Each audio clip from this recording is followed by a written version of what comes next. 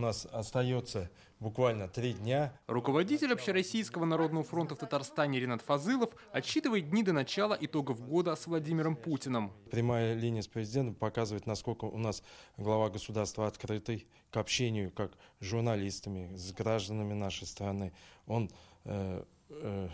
живет вместе с нашим многонациональным народом, живет в интересах нашего государства. Традицию прямых линий и больших пресс-конференций Владимир Путин начал в 2001 году. В прошлом году их не было, а в этом они впервые пройдут совместно. Как отмечают, это еще один символ единения нашего общества. На одной площадке встретятся президент России, граждане страны из разных регионов и журналисты мировых, федеральных и местных изданий. Прекрасно владеет вопросами экономики, дипломатии, социальной работы. Я часто был на прямых линиях президента, участвовал в разных встречах с людьми.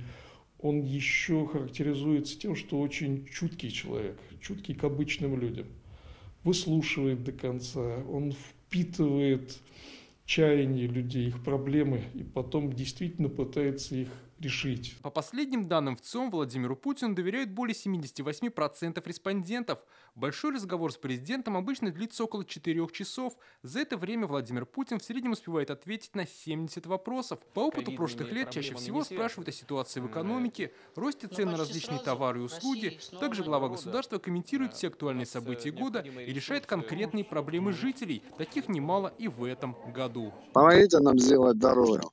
Потому что администрация у нас вообще ничего не делает. Наш поселок и включили в газификацию. Зиму ждем с страхом. Я уже обращалась с этими вопросами, но боссы ныне там. Задать свой вопрос президенту может любой желающий. Для этого создан специальный сайт «Москва Путину» и одноименные страницы в соцсетях. Также круглосуточно и бесплатно можно позвонить по телефону или отправить сообщение. Все поступает в специальный центр обработки информации. Здесь трудятся волонтеры из разных регионов страны. Татарстан представляет координатор молодежки УНФ Дамир Нургалиев. С нами он обещал выйти на связь, когда у него появится такая возможность. Как сообщил Дмитрий Песков, по последним данным, поступило уже более 600 тысяч вопросов.